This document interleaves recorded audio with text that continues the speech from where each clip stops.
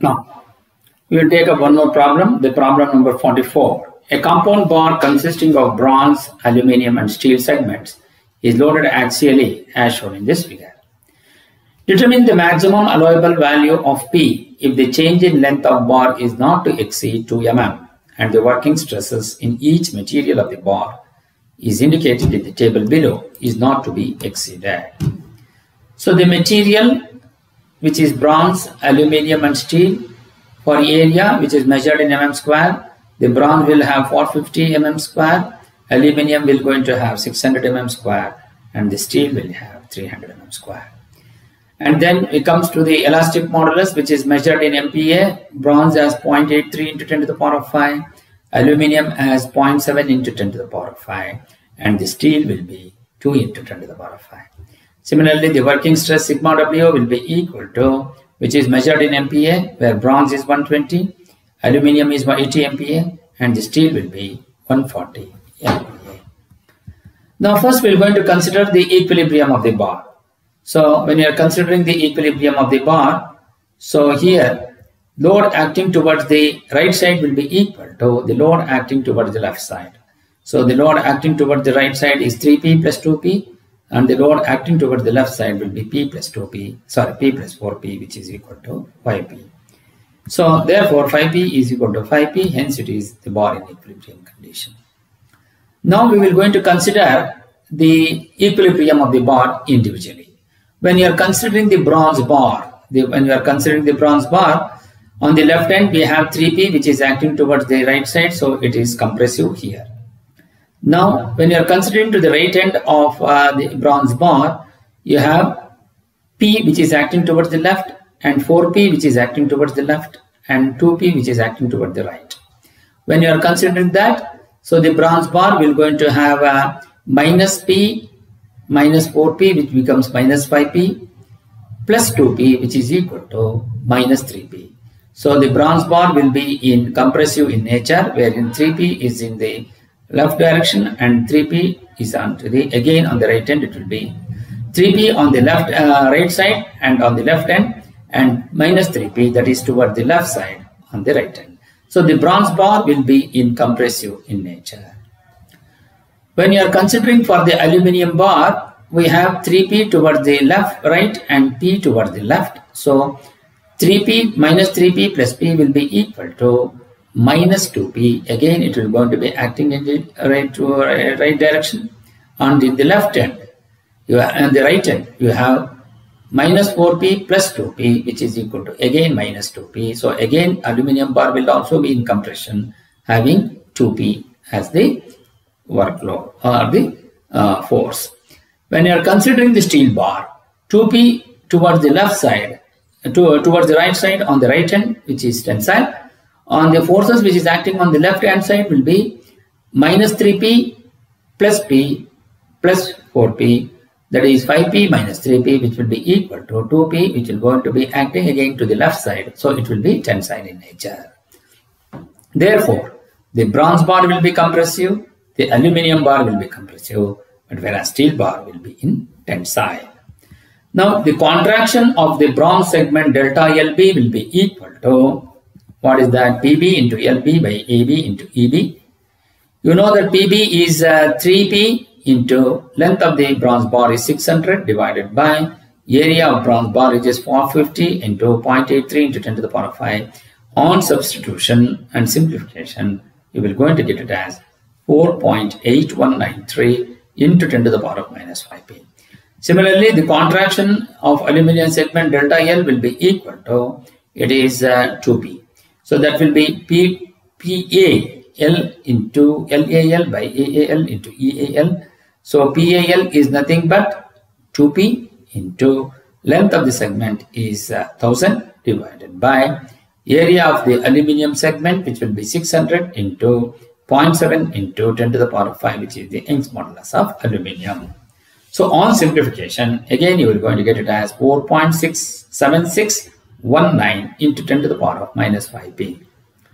Similarly, when you are considering the contraction of the elongation of the steel segment, delta L S will be equal to P PS into LS by AS into ES, which will be equal to 2P into 800 by 300 into 2 into 10 to the power of 5. So on simplification, you will going to get it as 2.667 into 10 to the power of minus 5P. So what is the net deformation in the bar? The net deformation in the bar delta L will be equal to delta LB plus delta LAL plus delta LAS.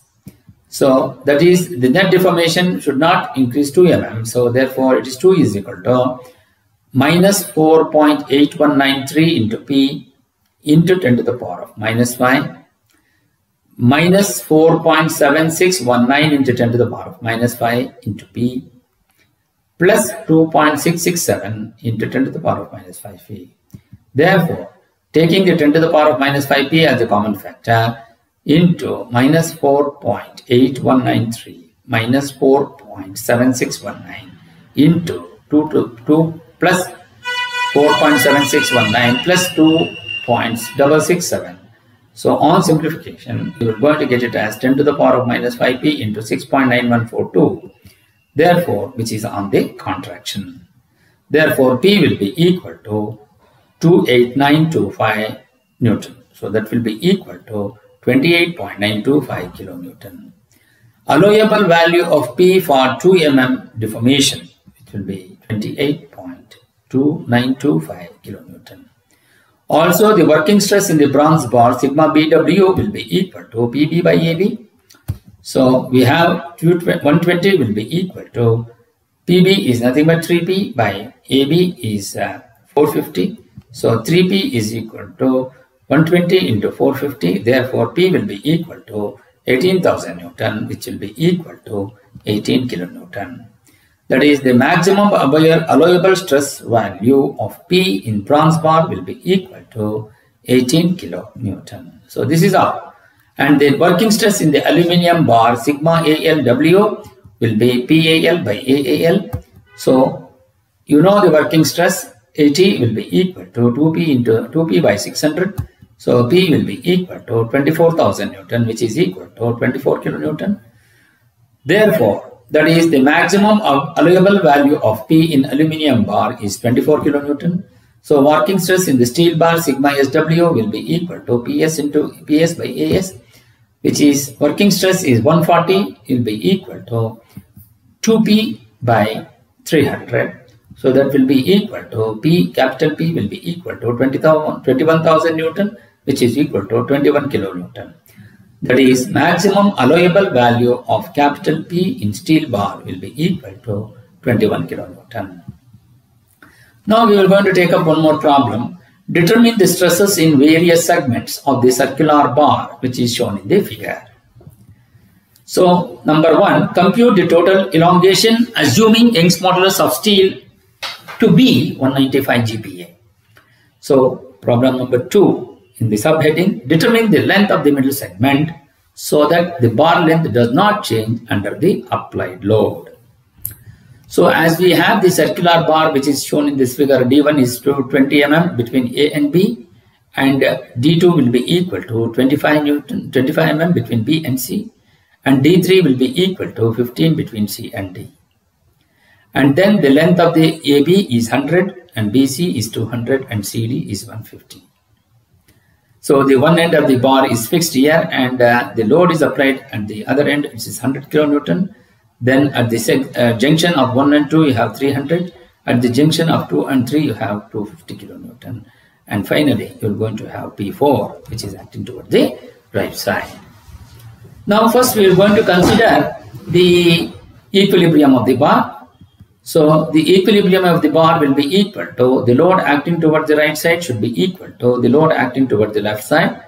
What is the load which is acting towards the right side, which is P4 plus 300, which will be equal to 100 plus 250. Therefore, the value of P4 will be equal to 50 kilonewton. So what is the free body diagram says? The free body diagram says, which is when you are considering for the segment AB, which is 300 on the plus side, 250 on the minus side, and 50 on the plus side. So the load acting toward the right side, which is tensile, is positive on the right end, and the load acting toward the left side and the right end will be minus. So 300 plus 50 minus 250, which will be equal to 100 kilonewton. On the left hand side, it is already, which is 100 kilonewton. Therefore, AB in equilibrium condition having diameter of 20 mm and the length will be equal to 100 mm. And you have a tensile load of 100 kilonewton. Now, when you are considering between B and C, the B will have on the left end, we are going to have 100 kilonewton toward the left side and 300 kilonewton toward the right side. So 100 minus 300 will be equal to minus 200. So the load will be acting toward the right side on the left end. And similarly on the right end, we are going to have 250 acting toward the left and 50 is acting towards the right. So then it will be minus 250 plus 50, which will be equal to minus 200 kilonewton. So since on the left hand side is also minus 200, on the right hand side is also minus 200, therefore the segment BC will be in compressive in nature, or the compressive load. And the diameter of the segment there is 25 and the length of the segment is 200. Now when you are considering the third one, that is between C and D, on the left hand side, you will going to have three loads are acting, which is three forces which is acting. One is 100 minus 300 minus 100 minus 300 plus 250 minus 100 plus 300 plus 250, which is equal to 50 kilonewton on the left hand side. Similarly, on the right hand side, to the right side, you are going to have 50 kilonewton, so both will going to be under the tensile. To summarize, the segment AB will going to have a tensile force, and the segment 2, that is BC, will going to have the compressive, which is 200 kilonewton, and segment CD will going to have a tensile again, which is 50 kilonewton. So what are the stresses in the various segments? So stress in the segment 1, sigma 1 will be equal to P1 by A1. So P1 we know 100 kilonewton, 100 into 10 to the power of 3 divided by pi by 4 into 20 square. So on simplification, you will going to get it as 318.31 Newton per mm square, which is tensile. Similarly, stress in the segment 2, which is sigma 2, is equal to P2 by A2, which is equal to 200 into 10 to the power of 3 by pi by 4 into 25 square, which is equal to 407.44 Newton per mm square. Again, it is in compressive nature. Stress in the segment 3, sigma 3 will be equal to P3 by A3, which is equal to 50 into 10 to the power of 3 by pi by 4 into 15 square. Again, 282.94 Newton per mm square, which will be in tensile. So what is the total elongation of the bar? The total elongation of the bar, considering E is equal to 195 into 10 to the power of 3 Newton per mm square.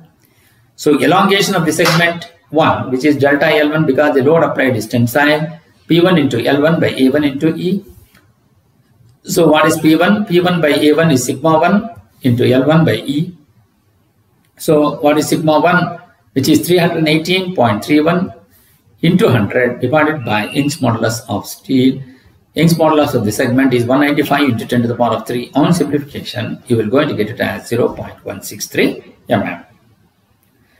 So then, as the second segment is compressive in nature, so contraction of segment 2 will be equal to delta L2, which is P2 into L2 by E2 into E, which is equal to sigma 2 into L2 by E, which is equal to sigma 2 is 407.44 into 200 divided by 195 into 10 to the power of 3. On simplification, it is 0.418 mm, but it is compressive stress, so compressive in nature. So elongation of the segment 3, which is delta L3, will be equal to P3 into L3 by A3 into E.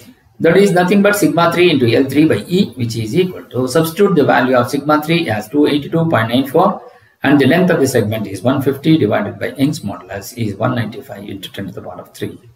So on simplification, you will going to get it as 0.218. Therefore, the total elongation of the bar delta L will be equal to delta L1 plus delta L2 plus delta L3. On simplification, you substitute the value of delta L1, which is 0.163 minus, because the second one is in contraction, so which is equal to 0.418 plus 0.218. So on simplification, you will going to get it as minus 0.037 mm. So total deformation of the bar delta L will be equal to 0.037. Since it is a negative sign, it is contraction in nature.